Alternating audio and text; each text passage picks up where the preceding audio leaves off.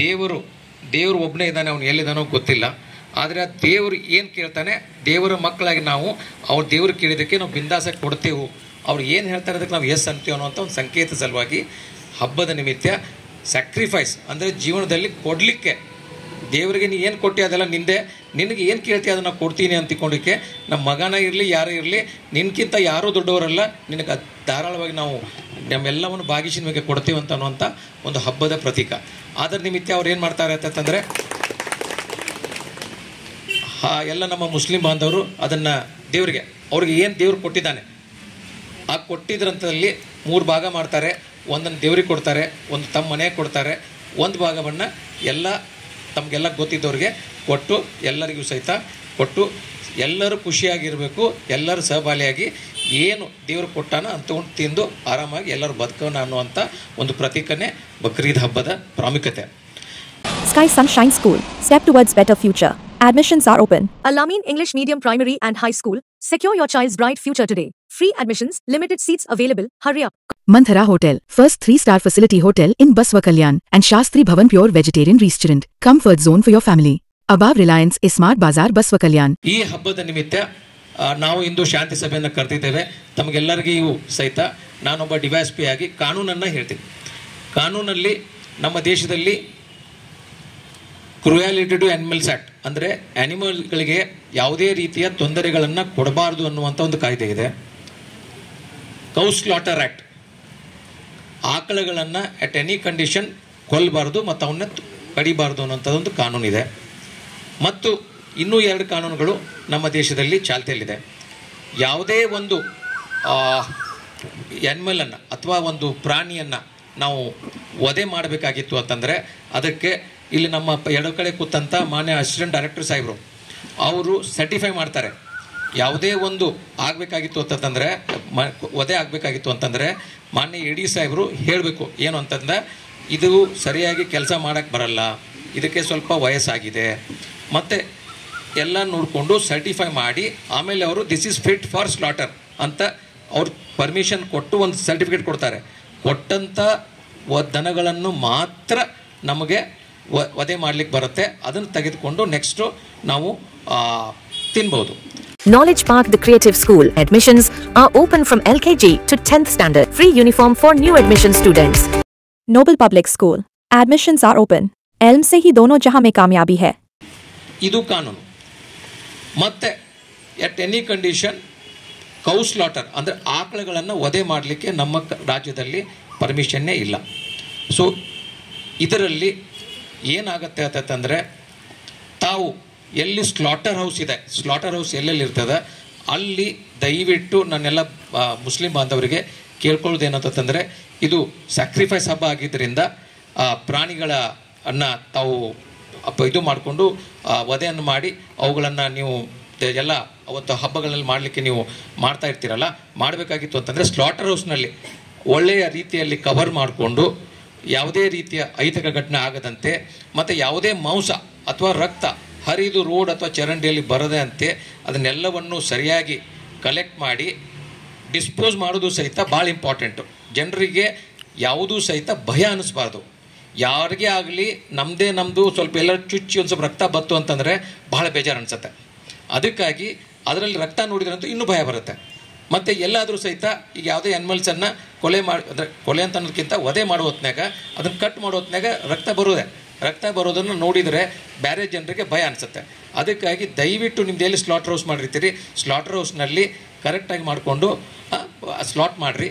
ಅದ್ರ ಜೊತೆಗೆ ಅದು ಏನು ಎಕ್ಸ್ಕ್ರೀಟ ಇರ್ತದೆ ಎಕ್ಸ್ಕ್ರೀಟವನ್ನು ಸರಿಯಾಗಿ ಮುನ್ಸಿಪಾಲ್ಟಿಯವ್ರು ಅದಕ್ಕೆ ನಾನು ಕರೆದೆ ಎಲ್ಲಿ ಅವರು ಒಂದು ಅನುಕೂಲ ಮಾಡಿಕೊಡ್ತಾರೆ ಅಲ್ಲಿ ಹಾಕಿರಿ. ಮುನ್ಸಿಪಾಲ್ಟಿ ನಾನು ಏನು ರಿಕ್ವೆಸ್ಟ್ ಮಾಡ್ಕೊಳ್ಳೋದು ಅಂತಂದರೆ ಅದನ್ನು ಇಮಿಡಿಯೇಟಾಗಿ ಅದನ್ನು ಎಲ್ಲಿ ಡಿಸ್ಪೋಸ್ ಮಾಡಬೇಕು ಅಲ್ಲಿ ಡಿಸ್ಪೋಸ್ ಮಾಡಿ. ಯಾಕೆ ಹೇಳ್ತೀನಿ ಅಂತಂದರೆ ಅದು ಎಲ್ಲೇ ಒಗೆದಿರ್ತೀರಿ ಒಗೆದಂಥದನ್ನು ನಾಯಿಗಳಿಗೆ ಹಂದಿಗಳಿಗೆ ಅವಕ್ಕೆ ಇವಕ್ಕೆ ಅದು ಇಷ್ಟ. ಅವು ಏನು ಮಾಡ್ತವೆ ಅಂತ ತೊಗೊಂಡು ಬಂದು ಎಲ್ಲೇ ತೊಗೊಂಡು ಚಕ್ಕೊಂಡು ಬಂದು ಎಲ್ಲೇ ಒಂದು ಧಾರ್ಮಿಕ ಸ್ಥಳದಲ್ಲಿ ಅಥವಾ ಎಲ್ಲೇ ಏನಾದರೂ ಎಲ್ಲೇ ಹಾಕಿದ್ರು ಅಂತಂದರೆ ಅದು ಮತ್ತೆ ಬೇರೆ ವಿಚಾರ ಆಗ್ತದೆ.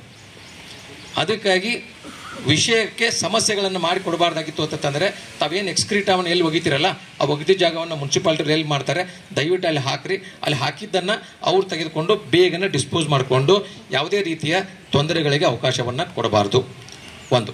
ಎರಡನೇದು, ನನ್ನ ಮುಸ್ಲಿಂ ಬಾಂಧವರಿಗೆ ಒಂದು ರಿಕ್ವೆಸ್ಟ್ ಮಾಡ್ಕೊಳ್ಳೋದು ಏನು ಅಂತಂದರೆ, ತಾವು ಏನು ಒಂದು ಬಕ್ರೀದ್ ಸಲಾಗಿ ಏನೋ ತೊಗೊಂಡು ಬಂದಿರ್ತೀರಿ ಪ್ರಾಣಿಯನ್ನು, ಅದನ್ನು ಮನೆಯ ಮುಂದೆ ಕಟ್ಕೊಂಡ್ಬಿಟ್ಟಿರ್ತೀರಿ. ದಯವಿಟ್ಟು ಜನರಿಗೆ ಕೆಲವೊಂದು ಸಂಘಟನೆಗಳು ಏನು ಮಾಡ್ತಾರೆ ಅಂತಂದರೆ, ಅದನ್ನೇ ಒಂದು ದೊಡ್ಡ ಇಶ್ಯೂ ಮಾಡಲಿಕ್ಕೆ ನೋಡ್ಕೊಂಡು ಅದನ್ನೇ ಒಂದು ಫೋಟೋ ಹಾಕಿ ಸೋಷಿಯಲ್ ಮೀಡಿಯಾದಲ್ಲಿ ಹಾಕಿದ ಕೂಡಲೇ ಅದನ್ನೇ ಒಂದು ದೊಡ್ಡ ವಿಷಯ ಆಗ್ತದೆ. ದಯವಿಟ್ಟು ಈ ರೀತಿಯ ಆಸ್ಪದಗಳಿಗೆ ಯಾವುದೇ ಅವಕಾಶ ಬೇಡ. ದಯವಿಟ್ಟು ಹಬ್ಬ ಭಾಳ ವಿಜೃಂಭಣೆಯಿಂದ ಆಗಬೇಕು, ಖುಷಿಯಿಂದ ಆಗಬೇಕು, ಸ್ಯಾಕ್ರಿಫೈಸ್ನಲ್ಲಿ ರೀತಿಯಲ್ಲಿ ಆಗಬೇಕು. ಆ ರೀತಿಯಲ್ಲಿ ತಾವು ಈ ರೀತಿಯ ಗಮನಗಳನ್ನು ನೋಡ್ಕೋಬೇಕು ಅಂತ ನಾನು ಈ ಮುಖಾಂತರ ತಮಗೆ ಕೇಳ್ಕೊತೀನಿ. ಅದರ ಜೊತೆಗೆ ಇಂಪಾರ್ಟೆಂಟ್ ಏನು ಅಂತಂದರೆ, ಸೋಷಿಯಲ್ ಮೀಡಿಯಾ ಈಗ ಏನಾಗ್ತಾ ಇದೆ ಅಂತಂದರೆ, ಎಲ್ಲೋ ಏನೋ ಆಗ್ತದೆ, ಇಮಿಡಿಯೇಟಾಗಿ ಸೋಷಿಯಲ್ ಮೀಡಿಯಾದಲ್ಲಿ ಯಾರೋ ಪಟ್ನ ಬಂತಿಲ್ಲ ಅದು ಶೇರ್ ಮಾಡ್ತಾರೆ. ಯಾರೋ ಆ ರೀತಿಯ ಅನಧಿಕೃತವಾದಂಥ ಸಂದೇಶಗಳನ್ನು ಶೇರ್ ಮಾಡಿದ್ರಿ ಅಂತಂದರೆ, ಅದು ಎಲ್ಲಾದರೂ ಅದರಿಂದ ಸಮಸ್ಯೆಗಳು ಪ್ರಾಬ್ಲಮ್ ಆಯಿತು ಅಂತಂದರೆ ಸಂಬಂಧಪಟ್ಟವ್ರ ಮೇಲೆ ನಾವು ಕೇಸ್ ಮಾಡ್ತೇವೆ. ಅದಕ್ಕಾಗಿ ಯಾವುದೇ ಅಸಂಬಂಧ, ಯಾವುದೇ ಗೊತ್ತಿರಲಾರ್ದು, ಖಚಿತ ಇರಲಾರ್ದಂಥ ಮಾಹಿತಿಯನ್ನು ತಾವೇನಾದರೂ ತೆಗೆದುಕೊಂಡು ಮೀಡಿಯಾದಲ್ಲಿ ಬಿಟ್ರಿ ಅಂತಂದರೆ ಅದನ್ನು ಖಂಡಿತವಾಗ್ಲೂ ನಾವು ಭಾಳ ಸೀರಿಯಸ್ ಆಗಿ ತೊಗೊಂಡು ಅವ್ರ ಮೇಲೆ ಖಂಡಿತವಾಗಿ ಆ್ಯಕ್ಷನ್ಗಳನ್ನು ತೊಗೋತೇವೆ, ಕೇಸ್ ಮಾಡ್ತೇವೆ, ಅವ್ನು ಜೈಲಿಗೆ ಹಾಕೋದಂದ್ರೆ ಗ್ಯಾರಂಟಿ. ಅದಕ್ಕಾಗಿ ಸುಳ್ಳು ಮಾಹಿತಿಗಳನ್ನು ಮತ್ತು ಇಲ್ಲ ಸಲ್ಲದ ಮಾಹಿತಿಗಳನ್ನು ಯಾರೂ ಸಹಿತ ಸೋಷಿಯಲ್ ಮೀಡಿಯಾದಲ್ಲಿ ಬಿಡತಕ್ಕದಲ್ಲ. ಹಾಗೇನಾದರೂ ಬಿಟ್ಟರೆ ಕಾನೂನು ರೀತಿಯಲ್ಲಿ ಕ್ರಮ ತೆಗೆದುಕೊಳ್ತೇವೆ. ಅದರ ಜೊತೆಗೆ ಇನ್ನೊಂದು, ಏನಾದರೂ ಯಾರೂ ಸಹಿತ ನೈತಿಕ ಪೊಲೀಸ್ಗಿರಿ ಮಾಡುವಂತಂಗಿಲ್ಲ. ಯಾರಿಗಾದರೂ ನಿಮಗೆ ಏನಾದರೂ ಸಮಸ್ಯೆಗಳು ಇದ್ದಿತ್ತು ಅಂತಂದರೆ ಅದಕ್ಕಾಗಿಯೇ ಸರ್ಕಾರ ನಮಗೆ ಬಟ್ಟೆ ಕೊಟ್ಟು, ನಮಗೆ ಪೊಲೀಸರಂತ ಮಾಡಿ, ಸರ್ಕಾರ ನಮಗೆ ಸಂಬಳ ಕೊಟ್ಟು ನಮಗೆ ನೌಕರಿಯನ್ನು ಕೊಟ್ಟಿದೆ. ಅದು ನನ್ನ ಕೆಲಸ. ನಾವು ಮಾಡಲಿಕ್ಕೆ ಅರ್ಹರಿದ್ದೇವೆ, ಫಿಟ್ ಇದ್ದೇವೆ. ನಾವು ಯಾವುದೇ ರೀತಿಯ ಜಾಯಮಾನದಲ್ಲೂ ಸಹಿತ ಯಾರನ್ನೂ ಬಿಡೋದಿಲ್ಲ. ಖಂಡಿತವಾಗಿ ಕಾನೂನು ರೀತಿಯಲ್ಲಿ ಕ್ರಮ ತೆಗೆದುಕೊಳ್ತೇವೆ. ಆದರೆ ಯಾರಾದರೂ ಬಂದು ನೈತಿಕ ಪೊಲೀಸ್ಗಿರಿ ಮಾಡಲಿಕ್ಕೆ ಅಲ್ಲೇ ಇಲ್ಲೇ ಹೋಗಿ ಹಿಡಿಲಿಕ್ಕೆ ದಯವಿಟ್ಟು ತಾವು ಯಾರೂ ಹೋಗಬೇಡ್ರಿ. ನಿಮಗೆ ಏನಾದರೂ ಇತ್ತು ಅಂತಂದರೆ ನಮಗೆ ಹೇಳಿ, ನಾವು ಖಂಡಿತವಾಗ್ಲೂ ಕ್ರಮ ತಗೋತೇವೆ. ಹಾಗೆ ಏನಾದರೂ ಕ್ರಮ ತಗೊಳ್ಳಿಲ್ಲ ಅಂತಂದರೆ ಬಂದು ನನ್ನನ್ನು ಕೇಳಿ, ಖಂಡಿತವಾಗ್ಲೂ ನಾನು ಆ್ಯಕ್ಷನ್ ತಗೋತೀನಿ. ಆದರೆ ಅದನ್ನು ಬಿಟ್ಕೊಂಡು ನೀವು ಹೋಗಿ ನೈತಿಕ ಪೊಲೀಸ್ಗಿರಿಯನ್ನು ಯಾರೂ ಮಾಡುವಂಥದ್ದಿಲ್ಲ. ಒಟ್ಟಾರೆ ನಾಳೆಗೆ 7ನೇ ತಾರೀಕಿಗೆ ಬರುವಂಥ ಹಬ್ಬದಲ್ಲಿ ಎಲ್ಲ ನನ್ನ ಮುಸ್ಲಿಂ ಸಹೋದರರಿಗೆ ಮತ್ತು ಹಿಂದಾಗಡೆ ಹಿಂದೂ ಸಹೋದರರಿಗೆ ಇದು ಬಲಿದಾನದ ಸಂಕೇತ. ದಯವಿಟ್ಟು ಹಬ್ಬದ ಮನಸ್ಸನ್ನು ತಿಳ್ಕೊಂಡು, ಹಬ್ಬದ ವಿಶಿಷ್ಟತೆಯನ್ನು ತಿಳ್ಕೊಂಡು ತಾವೆಲ್ಲರೂ ಸೇರಿಕೊಂಡು ಅತಿ ಒಳ್ಳೆಯ ರೀತಿಯಲ್ಲಿ ಸರಳ ಸ್ವಭಾವದಲ್ಲಿ ಎಲ್ಲರೂ ಕೂಡ್ಕೊಂಡು, ಹೇಗೆ ಬಸವನ ನಾಡಿನಲ್ಲಿ ತಾವೆಲ್ಲರೂ ಸಹಿತ ಮೊದಲು ಬರುವಂಥ ಹಬ್ಬಗಳನ್ನು ಭಾಳ ಪ್ರೀತಿಯಿಂದ, ಉತ್ಸಾಹದಿಂದ ಹಿಂದೂ ಮುಸ್ಲಿಂ ಸಹೋದರರು ಎಲ್ಲರೂ ಸೇರಿ ಭಾಳ ಒಳ್ಳೆಯ ರೀತಿಯಲ್ಲಿ ಮಾಡಿದ್ದೀರಿ. ನಾವೆಲ್ಲರೂ ಅಣ್ಣ ತಮ್ಮಂದಿರೋ ರೀತಿಯಲ್ಲಿ ತಾವೆಲ್ಲರೂ ಸೇರಿಕೊಂಡು ಹಬ್ಬಗಳನ್ನು ಮಾಡಿದ್ದೀರಿ. ಇದಕ್ಕೆ ನಾನು ಎಷ್ಟು ಶ್ಲಾಘನೆ ಮಾಡಿದರೂ ಕಡಿಮೆ. ಯಾಕಂದರೆ ಯಾವುದೇ ಹಬ್ಬ ಬರಲಿ, ಬಸವನ ನಾಡಿನಲ್ಲಿ ತಾವೆಲ್ಲರೂ ಸಹಿತ ಗಣೇಶ ಹಬ್ಬ ಆಗಲಿ, ಈದ್ ಮಿಲಾದ್ ಆಗಲಿ, ಮೊನ್ನೆ ರಾಮನವಮಿ ಆಗಲಿ, ಎಲ್ಲ ಹಬ್ಬಗಳನ್ನು ಎಲ್ಲರೂ ಸೇರಿಕೊಂಡು ಭಾಳ ಅನೋನ್ಯವಾಗಿ ಚೆನ್ನಾಗಿ ಮಾಡಿದ್ದೀರಿ. ಇದೇ ರೀತಿ ಬಕ್ರೀದ್ ಹಬ್ಬವನ್ನು ಸಹಿತ ತಾವು ಶಾಂತ ರೀತಿಯಿಂದ, ಖುಷಿಯ ರೀತಿಯಲ್ಲಿ ಮಾಡಿಕೊಂಡು ಆಮೇಲೆ ಎಲ್ಲರೂ ಸೇರಿಕೊಂಡು ಬಕ್ರೀದ್ ಹಬ್ಬದಲ್ಲಿ ಮಧ್ಯಾಹ್ನದಲ್ಲಿ ತಾವೆಲ್ಲರೂ ಸರಿಯಾಗಿ ಊಟವನ್ನು ಎಲ್ಲರೂ ಬಾಂಧವರು गले लगा के प्यार से रहो बोल के मैं बोलते। और सब लोग को, मेरा मुस्लिम भाई लोगों को, जो 7 तारीख को जो बकरीद का त्यौहार है, हम आप सबको लिए, आपको और हमारा भाई बहन सबके लिए हमारी तरफ से ईद का त्यौहार का शुक्रिया अदा बोल के मेरा 2 बात को ख़त्म करता हूँ। जय हिंद, जय कर्नाटक।